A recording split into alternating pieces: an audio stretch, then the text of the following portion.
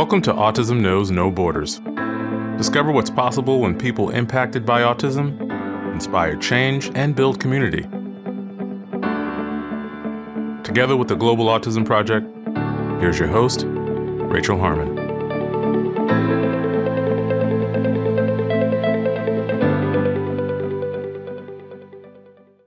Hello, everyone. Today we're featuring two members of our SkillCorps Alumni community, Natalie Odio and Christina Flores. Natalie is a Board Certified Behavior Analyst, or BCBA, and Christina is a Board Certified Assistant Behavior Analyst, or BCABA.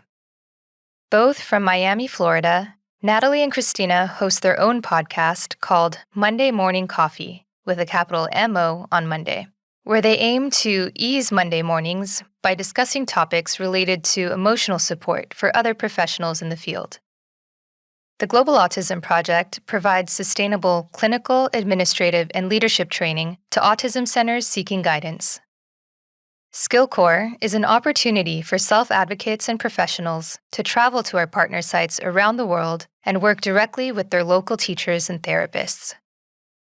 In today's conversation, we discuss why Natalie and Christina are passionate about working with the autistic population, the reasons for starting their podcast, personal and professional growth from doing SkillCorps, cultural humility, fundraising for volunteer trips, lessons applied to coping with the pandemic, and tips for future SkillCorps travelers. In this episode, discover what's possible when collaboration journeys onward. To learn more about Natalie and Christina, please visit our show notes at autismknowsnoborders.com. We appreciate your time. If you enjoy this podcast and you'd like to support our mission, please take just a few seconds to share it with one person who you think will find value in it too.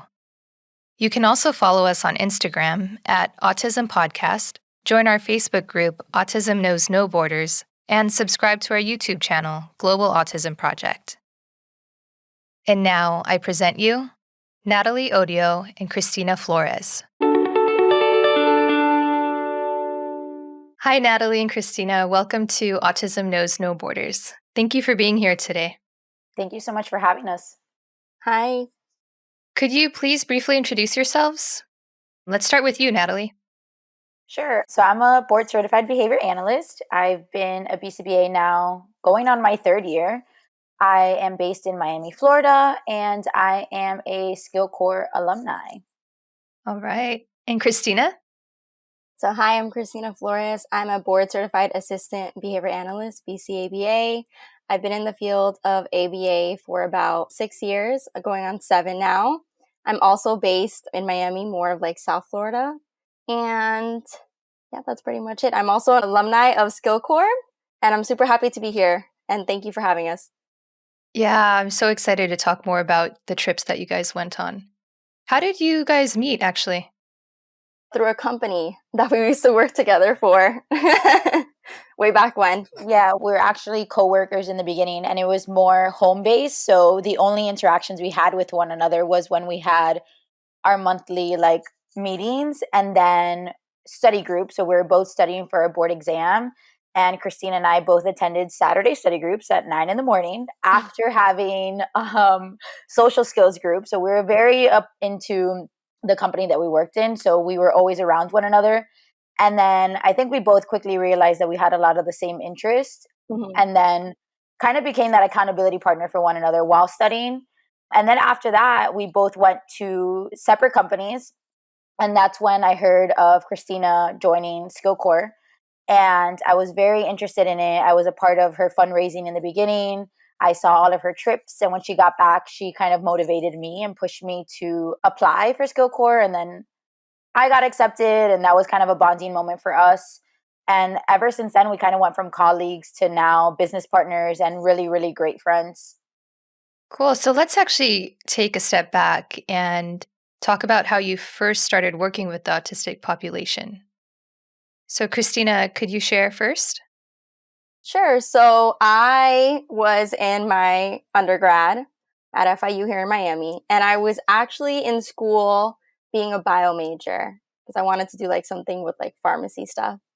And then I slowly realized I do not like chemistry, so that didn't work out for me. And I thought about going into teaching, but I also have a cousin that has a son on the spectrum. And I was starting to notice more and more that this was growing. So I was really interested, like, oh, I would love to work with this kind of population of children. So when I first started working with autistic children is through an internship at a doctor's office that just primarily worked with children with developmental disabilities through a biomedical approach. And I interned there for a year. And then I worked in kind of like a clinic setting in a research lab, but through a summer camp that did ABA all day through my university with children 5 and under. And from then on, it's history. That's pretty much it. Nice. And Natalie, what's your story? How did you get involved in the field? Yeah, so interesting enough, I was doing my bachelor's at FIU. I was a psych major, so I thought I either wanted to do forensic psychology or be a mental health counselor. But very quickly, I realized that I'm a very emotional person and I can hardly deal with a lot of the things that I go through. And once I took an elective on the intro to applied behavior analysis, I was like, oh, this is an evidence-based science. And if we're not making progress, then we're not doing our job. Like, so I will see improvement. What? And I loved it. And I took the rest of my courses that I needed. I was working full-time at an engineering firm and was also a full-time student. I found a company that I could intern with. So I was doing like 1 to 2 clients. The first day that I had my first session with a client, my supervisor came and I loved it. Like I just instantly bonded with my client. I bonded with the family. The family was very willing to collaborate. Like you can tell that they were in a space where they needed some form of assistance because they weren't able to kind of do their daily activities because of what was going on, right? The behaviors that were interfering with that.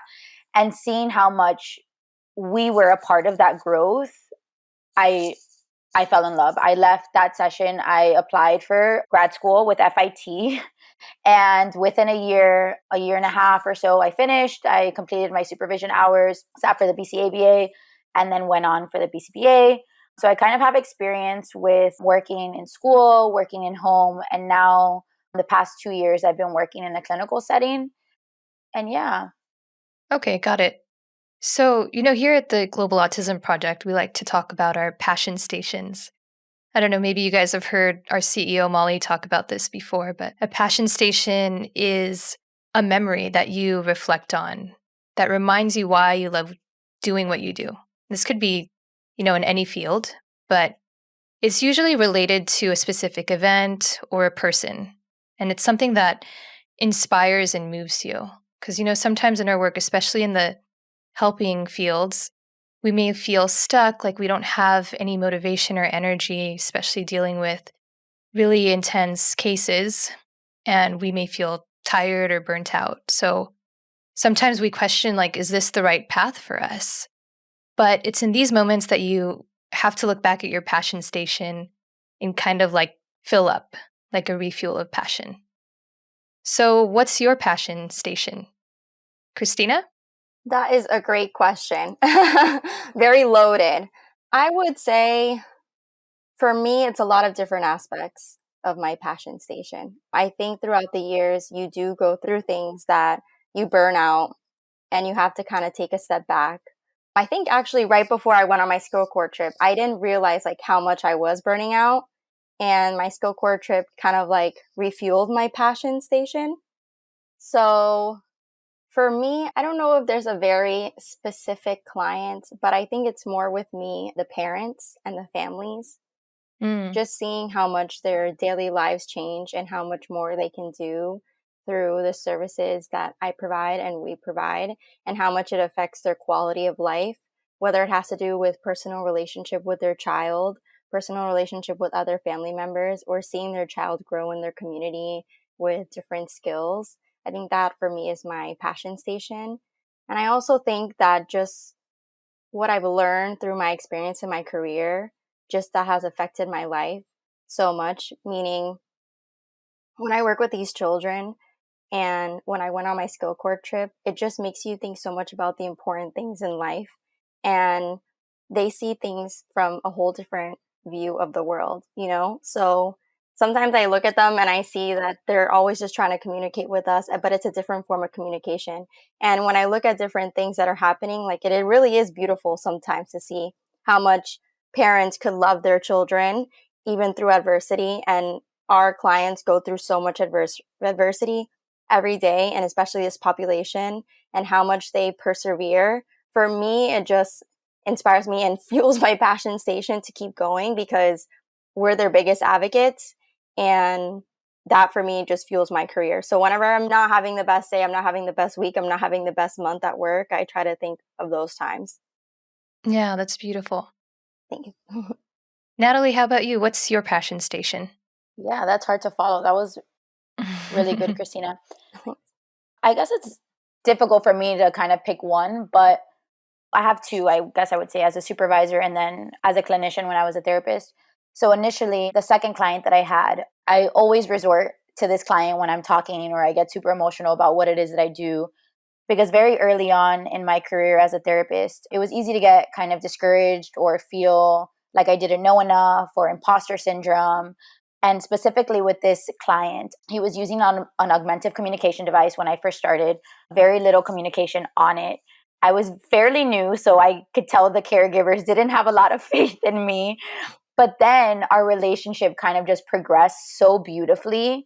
And it was a working relationship. So then the caregiver and I were then working for the client's best interest in mind, and watching my client then communicate with me on this augmentative communication device, which I didn't even know what ACD stood for before I started using this with him. And he would respond with yes and no and ask me for certain things on his device. And just seeing when someone has the means to communicate what it is that they need, how that can transpire, for me, that was amazing. And it was something that I never had really thought of prior to that. And then as a supervisor, I think in the last year or so, I have grown so much. I have questioned a lot of the teachings that I was given. I have done a lot of unlearning about certain things that I had learned and trying to use that with the therapist that I have, right, to question certain things, not to do things just because you're told to do them, but really understand, and is it in line with what you value? And for me, that really, at least lately, is a huge passion of mine, is advocating for my clients, advocating for my therapist, and really working together. I would say that's one of the biggest things that I'm super passionate about right now. Wow, just hearing you guys talk about this, it's like refueling my own passion. It's funny how that works, right? It's like contagious. Mm-hmm. So, you guys also host your own podcast called Monday Morning Coffee, and you just released the first episode of season 2. I saw that. Yes. So, could you talk about what the premise of your podcast is and how the idea for it came about? Sure. So Monday Morning Coffee, and we capitalized the MO for motivating operation, is we kind of wanted it to be the motivating operation to start your week, right? Sunday or the weekend. Could you just explain what motivating operation is for people who don't know? Sure. So it kind of increases the value of something, right? If we're talking about an establishing operation, which is what we wanted to do, was increase the value of Monday mornings. Because for a lot of people, they go to bed on Sunday already dreading, for some people, the fact that Monday morning or the next day is a work day, or if they're burnt out or they're dealing with really severe behaviors, that they don't really have someone in their corner or someone to talk about it, or they feel that they're the only one who is experiencing this, or the guilt around feeling, I don't want to go to work tomorrow. And at least for me and Christina, we had been experiencing this. And fortunately enough, I had Christina.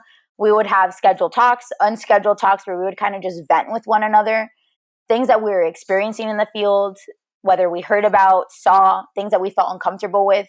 And then it kind of clicked where it was like, maybe this is something where if we express what we're feeling, we can help other people on any scale. Like, even if it was one person who was like, thank you for making me feel like I am not alone, or I am also experiencing this, game changer. Like, I just thought, like, there's no way that we're the only ones who are feeling this. And it kind of just went from that, wanting others to feel included, kind of building this community of collaboration, of support, of mentorship. of not feeling judged. If sometimes you say something to a supervisor, and if it's kind of just that professional relationship, you kind of hesitate because you're like, I don't want them to think that I don't love my job or that I don't want to be here. I do, but there's days where, guess what? My cup isn't at 100% full. And if I tell this person this, are they going to have this different perception of me? So we wanted to kind of build this community where you don't have to think twice. I am a BCBA. I also experienced this. I do not know all things, and you are not alone. And just hearing other people's story and having people tell us different topic ideas that they are feeling, honestly, is just like, wow. It really is just something that I'm super passionate about, that I hope continues, whether it's with us or other people kind of building their own thing. And honestly, just building that dialogue, whether it's through the podcast or just having people engage in these conversations within their work environment, with their therapist, with their supervisor. I hope we get to the point where they can be vulnerable and transparent and tell their therapist how they're feeling. But that was kind of the basis behind it. Yeah, we wanted to build something that were for therapists. I think a lot of times in the ABA field, it's like something that's unspoken until it's super bad and you're about to quit, All the time we hear of people getting to their breaking point, having a huge wall of just being so burned out for weeks at a time. And they talk about these things and they just get to a point where like, I'm leaving the field. And these are great clinicians. And I think for us is that we kept feeling these things, but no one was really talking about it. And we would talk about it kind of with our friends, but also we were home-based at the time. So we didn't really get to interact with our coworkers a lot of the time, unless we were in the office. And if we did interact with coworkers, it was our supervisor. And when you're just starting out in the field, I mean, you don't want to tell your supervisor, I'm not confident. Same thing what Natalie said. So I think we wanted to start this ABA community and just be there for supervisors and therapists as well, and let them know like, hey, you're not alone. People think about this all the time. People have these feelings. It's okay to be scared of Monday. It's okay to get those Sunday scaries, but it's not okay to stay there. It's not okay to be in that position for a long time. So we talk about this ABA community and reaching out and getting support and getting help, because the field has such a high percentage of burnout. It's pretty crazy. And it's also crazy because we have all these tools, self-management and things that we can use, but we also need support. We need help from friends, So I'm really happy that we started this and we're getting all this feedback from people pretty much all around the world, listening in and telling us like, hey, thank you so much for talking about this because I went through this too. And it makes me feel supported and validated, in what I'm feeling. Yeah, and you cover a wide range of topics too, from the need for post-certification supervision and the stress of managing complex caseloads to what it's like to date a behavior analyst, where you brought Natalie's boyfriend on your show to talk about his perspective. Yes. Yeah, I think that was really important for us because when we were thinking about topics in the beginning, and we didn't want it to be, because at first it felt like, oh my gosh, everything was negative, or we're these pessimistic behavior analysts who just have negative things to say about the field. Yes. But it's things that we actually go through, right? You start dating someone, they're like, oh, are you analyzing my behavior? Or not really understanding like what we go through. I see 8 clients in one day. When I get home, like I need a lot of attention. I need someone to validate what it is that I'm going through. I need to be able to talk about what my day looked like without invading, without compromising HIPAA and things like that, and having my partner understand that. So I think that was super, all these topics that people probably didn't even know they needed to hear being talked about. We also like to have different perspectives. We like to grow with our podcast. And we always say, if you don't agree with us, let us know. If you have a different side, let us know, because we want to grow and we want to understand different views of things too. Yeah, what are your plans for season 2? I think our biggest thing is listening to our viewers. So doing a lot of Q&As, seeing what they want our topics to be about. And then also diversity. So having people from different parts of the world, so our listeners or people in the States can see what ABA is like in other parts of the world. Like our first guest, holistic behaviorist. Who would have ever thought, right? A holistic behaviorist? What are you guys talking about? That, right? Like maybe it's something you didn't even know. We talked about having a wellness coach or having a BCBA be a wellness coach. So offering things that aren't necessarily always talked about in the world so that our listeners are getting this knowledge that they might have not received or known of had it not been for our podcast. And then also more controversy. We like to push the boundaries. yeah, just because, again, those are those like topics where you don't necessarily feel comfortable talking about in a workplace environment or with your supervisor, but they're thoughts that you have where, am I doing this? Should I be doing this? Is this okay? Mm-hmm. I know that this is what I was taught, but I don't feel comfortable. So a lot more of those topics, whatever it may be, and listening to our listeners, our everyday experiences. So if something new happens to us or we're like, ooh, this would be a great topic because I'm sure it's happened to somebody else. Yeah, I think sometimes with ABA, where you live and where you work, I kind of feel like you get in a bubble. Like Miami is a very big ABA bubble. We're kind of a little bit sheltered. And SkillCorps actually taught me that when I went to New York for a training before the trip, where I met all these people in the field from California, from Virginia, from North Carolina, from Texas. And they all had different things going on and different aspects of working in the field. And I didn't know that. I didn't know a lot of things, and even, in all across the world. So I think having the podcast and having different people on, like the holistic behavioralist from Delaware, talking about her experiences, it's going to help people grow and understand the field better. Yes. Well, definitely keep up the good work, ladies. Our field needs more voices like yours to hang out with on Monday mornings. So switching topics, we've been mentioning SkillCorps a lot, and maybe we could just dive into that. So where have you traveled to and when was your trip? Natalie, you want to go first? Sure.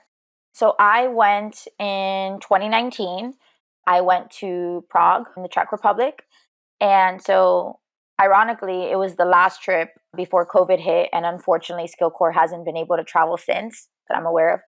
Mm-hmm. We haven't. And yeah, you had heard about it from Christina. Yes. Yeah. I decided, well, when you do SkillCorps, you pick 3 places. And I picked the farthest places.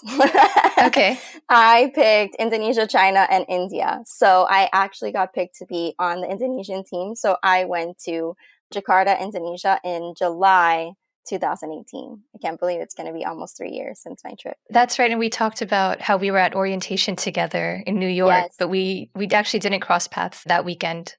Which now looking back, SkillCorps is such out of your comfort zone thing to do that looking back, I wish that I would have just been like, the social butterfly that I am now more and been like, hey, I'm Christina, like, nice to meet you type of thing, which I did a little bit, but it's hard. It's a lot of different professionals from different walks of life in different places. And at the time, I just passed my BCABA exam. Like, I literally got the results a week before I left for my trip.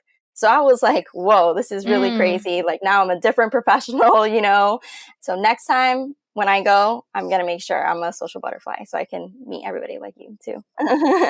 Yeah. Well, the orientations have been growing too. I think at the one that we were at, there was about 50 people there. Mm-hmm. And the last one, maybe at yours, Natalie, they were close to 100. Wow, that's crazy. Yeah, it can be overwhelming. So can you guys describe a moment from your trips that surprised, inspired, or moved you? It could be about a particular student, teacher, or even team member. Christina, you want to go first on this one?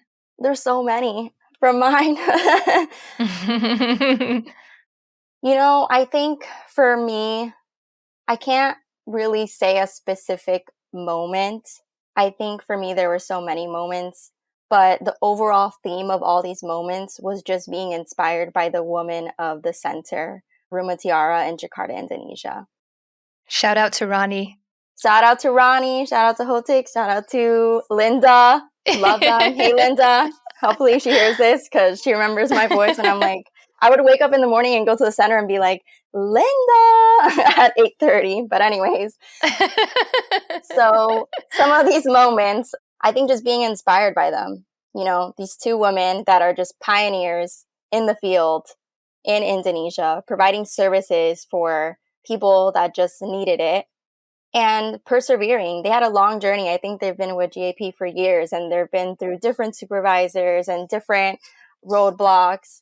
And they were just so welcome to learning new things and changing up ideas and working super hard. And they just literally like inspired my whole career from there on. It's crazy how much they knew, and they hadn't been to school, formally for grad school or anything like that. And we would always tell them, okay, when you get your BCBA, like I'll be back, or something like that. And they, oh, no, we're not going to do that. I'm like, no, when you do, this is going to happen. I think I was just truly inspired by them and by the families. Mm-hmm. The families were so important to me because they were there, and there was not a lot of transportation, so they'd come on scooter, and the sessions would be 1 hour, and they'd wait the whole hour outside, and the parent training that would be done in 15 to 20 minutes outside, in the heat in Jakarta, would just be insane. And they would listen and they would practice, and we would see them running trials while we were inside the center. So I think that for me was a very pivotal moment on my SkillCorps trip. Nice. Natalie, how about you? What's a moment that surprised, inspired, or moved you? I think for me, and I'm sure we'll talk about this later, but initially I had guilt about going to Prague just because it's such a developed country. And I felt a lot of the people that had fundraised or helped support me thought the same thing. And I was so wrong. Not that it's not a developed country, but when I got there, just seeing everything that these women, it was also all women in ABA Centrum, what they were going through with ABA and it not being accepted by their country. And here, everyone's like, oh, you work with individuals with disabilities. How wonderful.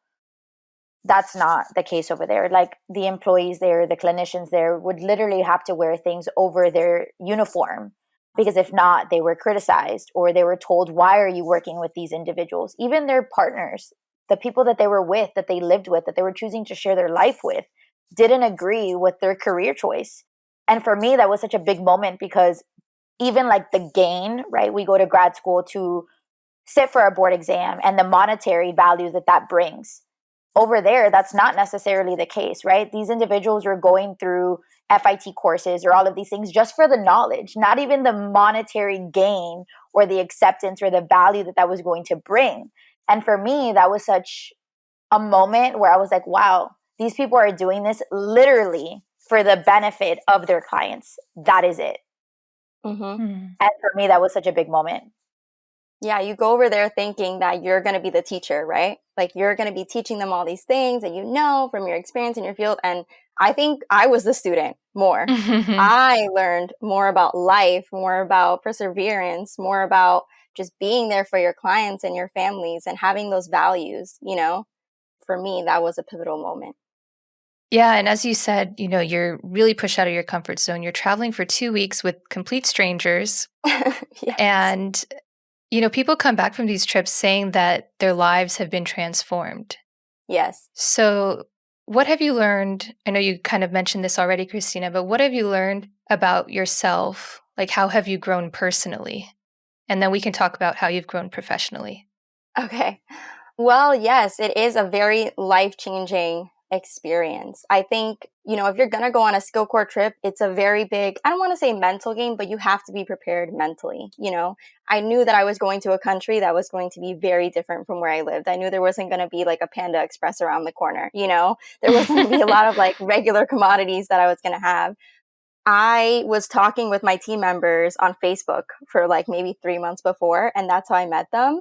And then you get there and you're just kind of like, okay, here we go. We're going to go on this trip and we're spending all of our time together, like sleeping in the same room as a stranger, like traveling 2 days, on a 14-hour flight, then a 6-hour flight to get there.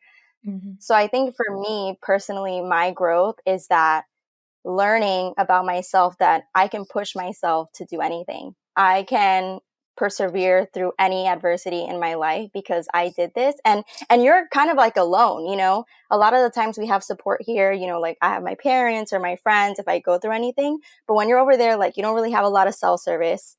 You have to fall back on your team members as well. But just learning that you can go through anything. It's okay to feel the feels when you're over there, but it's not okay to stay in the feels type of thing if you're feeling sad or down for one day. Mm-hmm. But just learning that you can break through any adversity. I think I learned that through the teachers there at Ruma Tiara, and learning that there's certain steps that you can make in your life to achieve any goal. I really think that changed my life for the better. And I saw that at the center. that it may be small steps and small progress is still progress. Because if you can go and you can fundraise $5,000 to do this for a special organization, like you can do anything. Nice. Natalie, how about you? How have you grown personally? For me, this was the first time I had traveled alone, and I was in Europe. And prior to that, we were in New York. But leaving New York and then getting to Prague, I was sick the first time that we got there. And that weekend, they were touring the city and things like that. So it was a huge bonding moment for the group. And I had to stay back in our hostel. And the next day, when I was feeling better and I was able to rejoin the group, I had a huge identity crisis where I felt very introverted. I didn't have a lot of confidence. These are all things that when I'm here in my home, my safe space, I am very extroverted. I'm very confident. I'm like a leader. And while I was there, I was like, oh my gosh, is this really who I truly am? Am I an introvert? Am I not as confident as I think I am? And luckily, I had such an amazing leader. And we talked about some of these things. And it was okay to do the work to identify that, no, it's okay that other people are forming friendships and relationships, and I don't have to be a part of all of them. And I think for a lot of my life, I've always compared myself to others or things like that. And while being there, trying to accept that I do not need to be a part of every friendship. It does not define who I am as a person, as a clinician, as a friend. For me personally, that was the biggest thing, was kind of just having that identity crisis and going through it and kind of seeing what it is that I value and appreciating those around me, appreciating those friendships that, not that I may not have been a part of them. They were my colleagues and they were part of our group, but I wasn't a part of that bonded friendship, I would say. And that's okay. I could value and appreciate that friendship without it being a reflection of who I am. That was a really, really big step for me. And a part of the entire trip was that identity, my values, and kind of going through those experiences. Yeah, just to add to that, I think SkillCorps makes you be really, really honest with yourself. You have a lot of time to yourself to think about things and think about your life. And you're going on a trip, and you're going on a trip not for a vacation, you're going on a trip to work. And for me, I was gone for like a long time too, from my safe space here in Miami, But it's really important to appreciate every part of the journey. I think for me too, when I went on my trip, like I wasn't really on my phone, also because I didn't have a lot of cell service, but I really wanted to enjoy and be present. I think it teaches you personally, for me, and I know for Natalie as well, like to be present in the moment, to enjoy what you're doing. Because I was thinking like, I may never come back to Indonesia again. I need to appreciate this moment. I need to appreciate this life experience and grow from it, learn from these people and see where it takes me, and it just made me think about all the important things in life too. Yeah, personally, it was awesome as well because it wasn't about me. And I think going into it, it was all of these things that it was going to do for me or that I was going to be able to bring to the trip. And for me personally, it was kind of breaking that idea down of this isn't about me and it doesn't matter what I gain from this. So I think that was part of that identity crisis was, girl, sit down. This has nothing to do with you. And that being okay. Yes. Yeah, and it's interesting that you say that about an identity crisis because at the same time, it gives you an opportunity to put on a different side of you.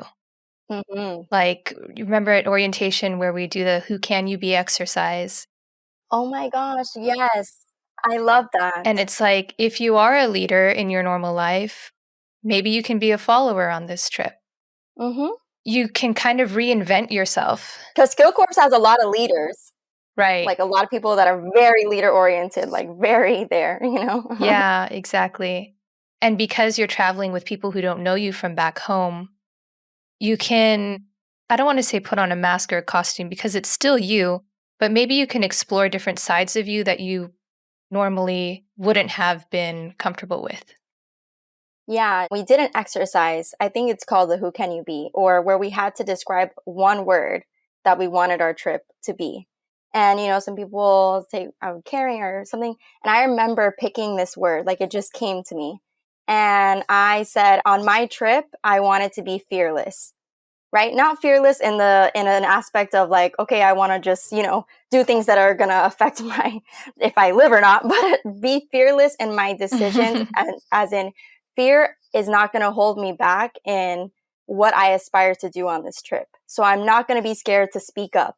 I'm not going to be scared to be honest. I'm not going to be scared to put in my 2 cents. I'm going to be confident in what I'm doing.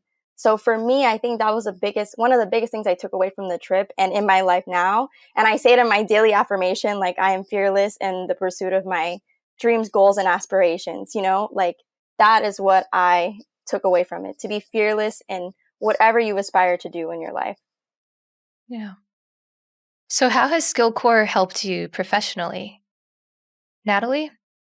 I think a big thing for me was going in and realizing that it's not about the knowledge that you bring, but it's honestly about your humility and the connection that you build with these individuals. And honestly, that is my goal as a supervisor. Is I passed my certification. It's a hard exam to pass. So clearly that knowledge is there. But are people going to listen to me if I'm not compassionate, if I'm not humble, if I'm not worrying about the connection that I'm building with these individuals and I'm just trying to spit my intellectual abilities at them? And seeing that, where a lot of, while we were in Prague, was building that connection piece. So yes, we're there for a short amount of time and we kind of want to say all the things that we think that we know. But if you don't build a connection in the beginning and show these people what you're there for, like I am here to help you, whatever that may be, or together, right? For me, that was a big moment, was not rushing and trying to give them information that I think that they needed, but building that connection piece initially and showing humility and working together for the interest of everyone. And as a supervisor, I think that that is at the forefront, is building that connection, working together, and honestly just being humble about the entire process. Yeah. I completely agree. Yeah. In my experience professionally, how it helped me grow is that, yes, you have to remember in the back of your mind, you are not there for you. There is no personal gain for you there. It's for the other people. I mean, personal gain and personal growth. But I think what that also taught me is that here in ABA, we kind of like, oh, okay, your child has a deficit in this skill. This is what we're going to do. But what I learned over there is that they may want to work on something else. There may be a different socially significant goal in their culture that they want to work on that's more important to them and their family and their child than what I think might be best.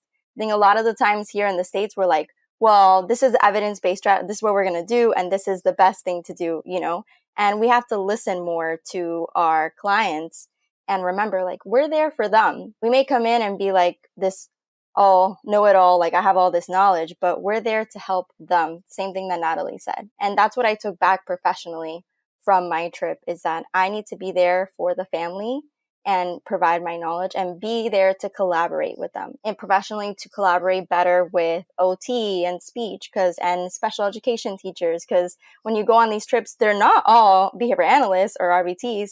There's speech therapists, there's special education teachers, different advocates that go on these trips.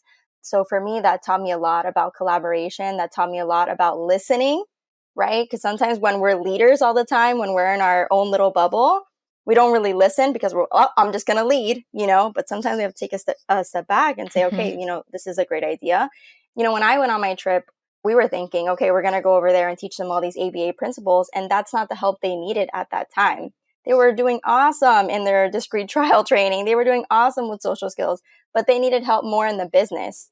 And for us, like, we need to listen to that and listen to what was going on in their business, because we could have just been like, okay, yeah, that's fine, but we're going to do this, but we're not there for that. We're there for them. Yeah. And just to add to that, my first SkillCorps trip was in Uganda in 2018, that same year that you went, Christina. And then I've been to the Netherlands the year after and done some regional visits just by myself, going on and visiting the partner sites. And one of the things that I really love about this organization and our philosophy for teaching is the Socratic method. And this is something that when I first went to Uganda, I really took it back home with me and applied it to my supervisees and to my families that I was working with, and building those critical thinking skills, right? So that the people that we are training can then take it on themselves. It's like that sustainability piece. Mm-hmm. Like if we're just telling them what to do all the time and answering their questions, How are they going to learn to figure it out on their own the next time? Right. Yeah, that's so true. And it's something when I came back, when I was trying to inform my donors or the people that I was working with what it was that we did, it wasn't that we went in and fixed things. That wasn't the point of it. It was listening to the individuals that we were working with, giving them the tools so that they could be sustainable, so that they can be independent. And the whole, message behind the Global Autism Project of do with and not for, which I think was super important for people to hear, because they kind of thought we were like these saviors. And that wasn't it. It was collaborating with the partner sites and how they can eventually fade out of this program and be independent.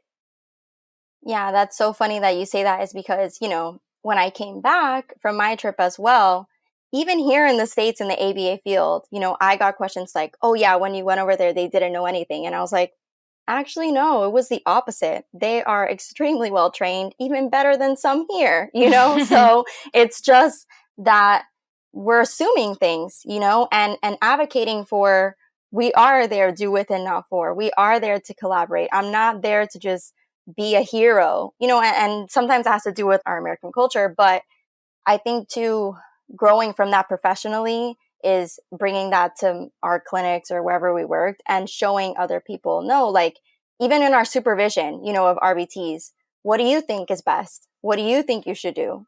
I use that more now too. And it helps them grow. And even with parents as well, it helps them grow to problem solve and do that. And I think a lot of the times we do want to be the hero. We have all this knowledge and we're like, yes, we're behavior analysts, but sometimes we have to take a step back and realize, we need to listen as well. Yeah. So much of our work involves respecting the cultures that we step into, right? Whether it's our partner sites in another country or a family's home, we always have to think about their values and their traditions, whatever is important to them. So, what have you learned about cultural humility from doing SkillCorps? And how has this influenced your work now? Well, for me, in my experience, I did not know until I think like a week or two before I left to go to Indonesia. Indonesia is a predominantly like Islamic country. So there's a lot of practicing Muslims there and it's very conservative. So I learned a lot about their culture there. It's very different. When you're there, you hear a prayer call. I believe that's what it's called, 5 times a day. And there are different socially significant goals that they might have for their client. For example, reading different books for their religion and things like that, the Quran. And it's different because, here we think, okay, we're going to put this goal because we think it's socially significant. But maybe for that family, it's not as up on the higher tier of a list, and just being cognizant of different cultures. So, for example, now I ask families, is there anything that I should know about your culture before I start with them that can inform me more on how you would like me to work with your child? Are there certain things that you don't want them to see on YouTube? Or, are there certain things that I should know about different holidays that you celebrate? And just being aware of those cultural boundaries. Natalie? For me, I think the biggest lesson that I learned was knowing my place and knowing that I was a visitor in the country that I was visiting and working at, and learning and taking it all in, being aware of my surroundings, being aware of body language, or if we were being too loud, looking to see if that was something that was appropriate or not appropriate, and then knowing that lesson learned for next time, I'm going to lower my voice. So being aware of those social cues, knowing that I'm a visitor, lessons learned, right? Learning from my experiences, being respectful. Just because something's okay in our home doesn't necessarily mean that it's okay in someone else's home. And I think as a professional and as a leader, as a supervisor, I think that's very important. And trying to like break down certain preconceived notions or assumptions that one has that my way, my culture, where I live is better than others. No, it's just different. Mm-hmm. And I think when a supervisee approaches me of this person said this about their home, okay, does that make you feel uncomfortable because it's different from what you experience? Is this harmful for this individual? Like kind of breaking down why they think that was so inappropriate and making it a learning experience. It's not bad that you felt that. It's just different than what you experienced and kind of working through that together. And after the Global Autism trip, a few months after, I actually went to India for one of our friends' wedding. And I had just felt I'm not going to say that I was super cultured but I just felt such a respect and awareness for where I was and the country that I was in. Was it a lot different from what I was used to? Yes, but it was so beautiful to see, and not judging and not having these assumptions of where I was, but literally just taking it in and seeing how it is that they do things in their country. I think for me, that was so amazing. I don't know if necessarily I would have experienced that or had that same point of view had it not been for the Global Autism Project. Honestly, I don't think so. Yeah, I also agree with that. And also, I think for me, going on my trip is you have to realize your own bias. Everybody has different learned histories, and a lot of people on your team have different learned histories from the place that they live.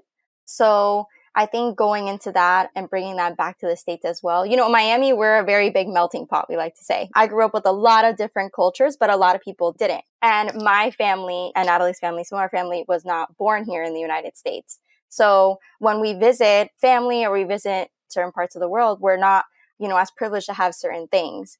And that's okay. And we have to learn too that when you visit another part of the world, like it's okay if they don't live like you. It's part of their culture or they do certain things. So I think bringing it back to here in Miami, it was a big part of my programming when I came back to work, understanding different cultures, researching them if I didn't know, and just asking questions, but asking questions in a way like, hey, I don't want to come off as offensive, so I rather ask these questions now than later because I want to be respectful of your family and your culture and what you do. And if I do have a bias or I don't really know, I'd rather know now or learn.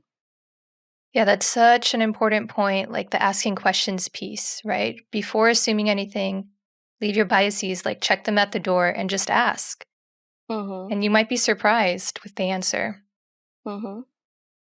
So, switching topics, you guys have already mentioned the fundraising piece of the SkillCorps program, that each person has to fundraise $5,000 to go on the trip, which covers the operational costs for the Global Autism Project.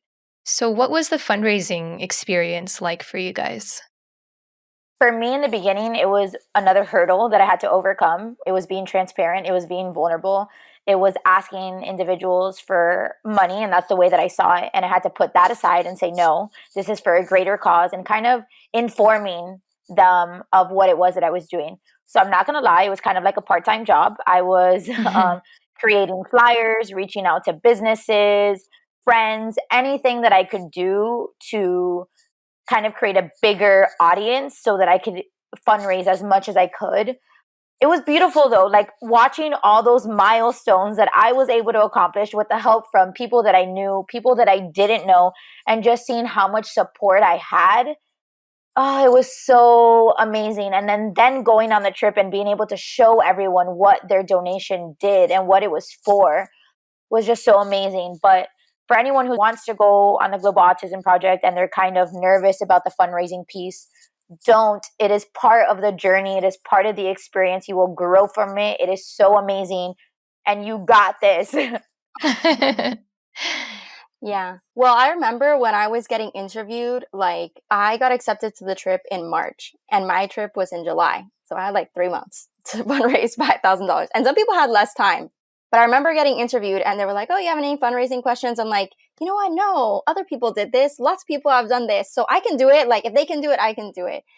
And it is a very hard, difficult task to do. I definitely suggest, like, if I was also studying for my board exam, like around that time, so I had other stuff going on, but it is kind of like a part-time job.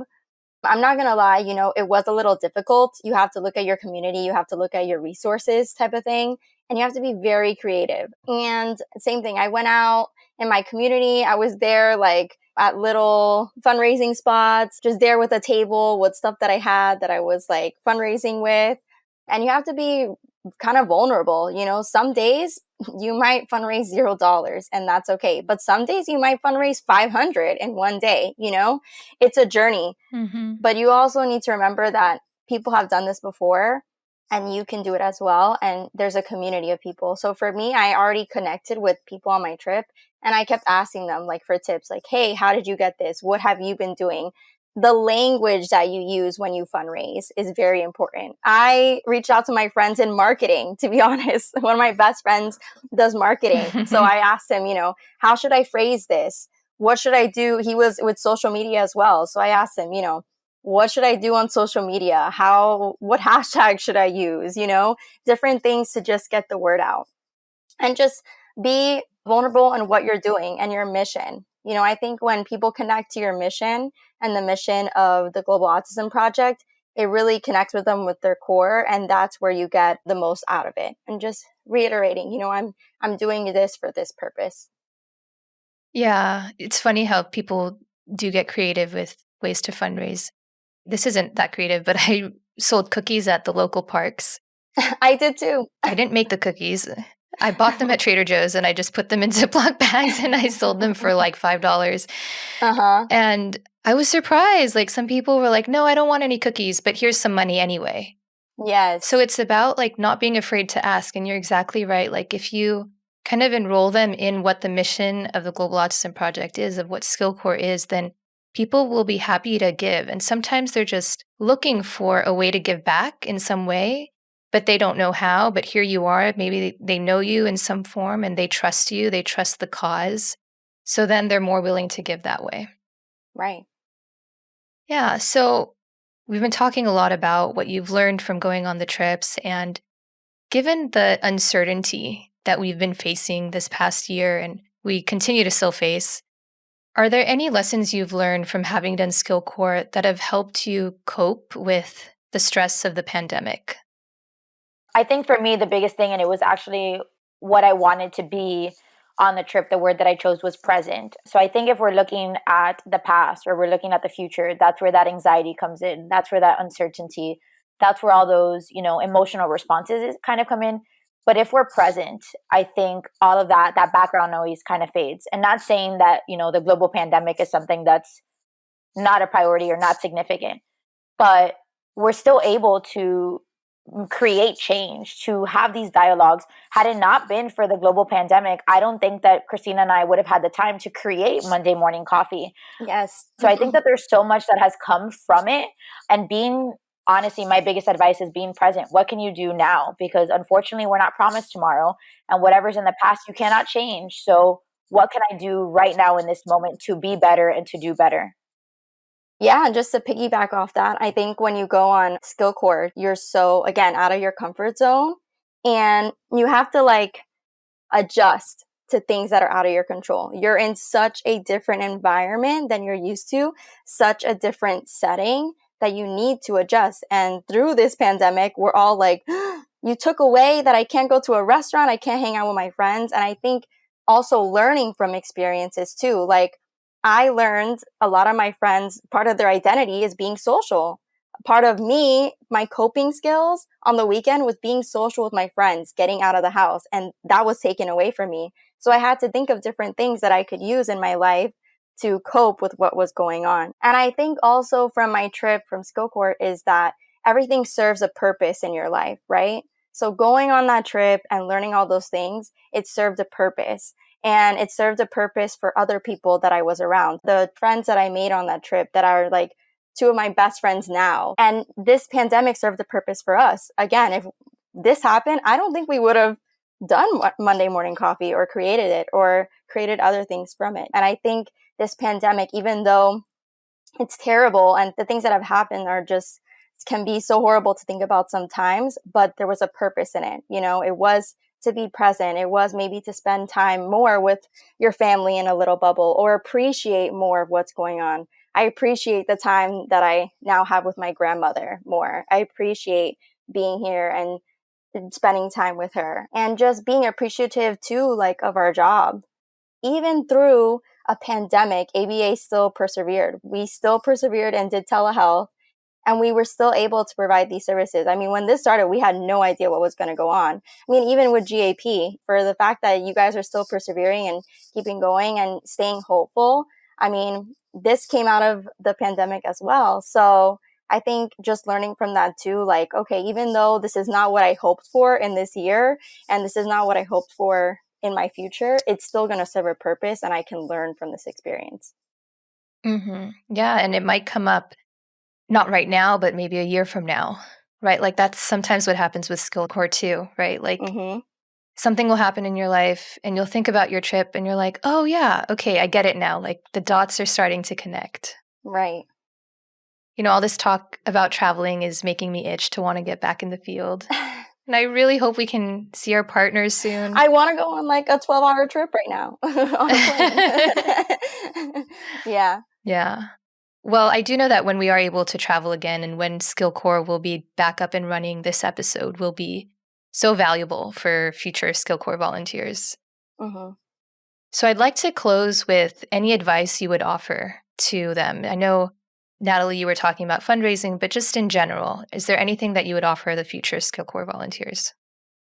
I would just say be open to the experience. Don't have any expectations because they can hold you back. They can be limiting. Go with the flow, make friends. Don't worry about what this experience is going to bring from you or what you can do. But honestly, like the biggest advice that I have is just be present. Don't have expectations. Being present, you won't have any regrets. So it's not like you're going to come back and like, I wish I wasn't on my phone, or I wish that I spoke to the individuals in my group more, or I wish I had more opportunity to have been involved with the center that I was in. If you're present, that will happen, and it'll happen naturally and organically. So honestly, that's my biggest advice with fundraising, with the process, with the journey, with where you're selected to go. Enjoy it. You can go somewhere else next time. Be present. Yeah, nice. I love that, Natalie. That was awesome. Christina, how about you? My advice would be, just be present, but be mentally prepared.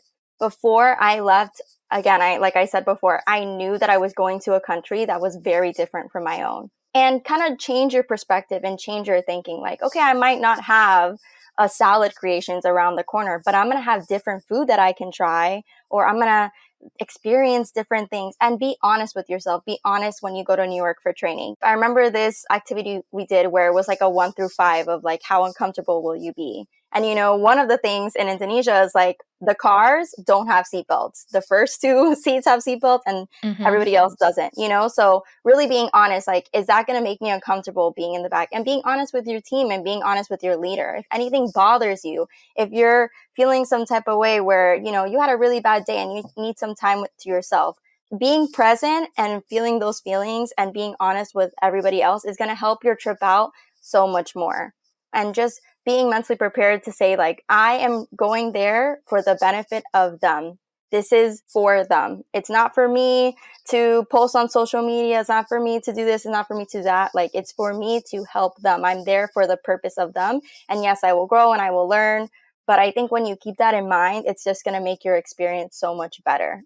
And being open as well and practicing gratitude. If you go into this trip and you practice gratitude and you're saying, wow, I'm having 2 weeks of just this amazing experience that I'm going to get to go through in my life. And I may never have it again, and that's okay. But I'm going to be thankful for every moment. I'm going to be thankful for every lesson. And I'm going to be thankful for every interaction I have at this center and what I can grow from. I think that will just really give you a great experience. Yeah, wonderful advice from both of you. Thank you so much for sharing your stories with us. You're welcome. Thank you so much for having us on. How can people learn more about you? Right now, we have an Instagram. You can follow us at Onward Behavior. On there, you can see all of our updates for a Monday morning coffee, tips, advice, study resources, a day in the life of analysts. And then my personal Instagram is at Nat Odio, NATTODIO.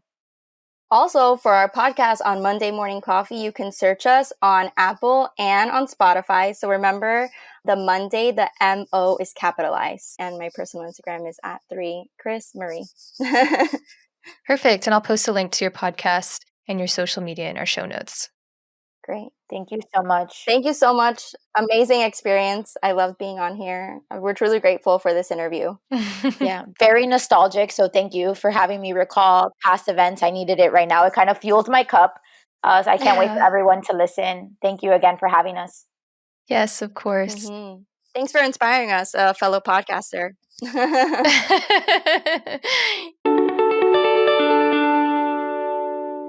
Thanks for tuning in to Autism Knows No Borders. SkillCorps is more than a 2-week trip. It's a movement for change. Unfortunately, due to the pandemic, we've had to temporarily pause travel to our international partner sites. The exciting news is that our team is finally reassembling to explore what SkillCorps will look like in the future. If you're a professional working in the field of autism education and you're looking to advance your life and career, SkillCorps is an opportunity you don't want to miss. For more information about our SkillCorps program, please listen to episodes 4 and 17, featuring roundtable discussions with other members of our community. Join our waiting list at globalautismproject.org/SkillCorps to be the first to know when applications open again, and stay tuned for announcements coming up soon. Thanks for listening. Take care. You've been watching Autism Knows No Borders. If you like this video, please give it a thumbs up and subscribe to our channel. Also, we'd love to hear from you, so let us know what you think in the comments section. Click here to watch another interview from our podcast. You can also find us on your favorite podcast app. Tune in each week for engaging conversations of how people across the globe are inspiring change and building community. Thanks for watching. Take care.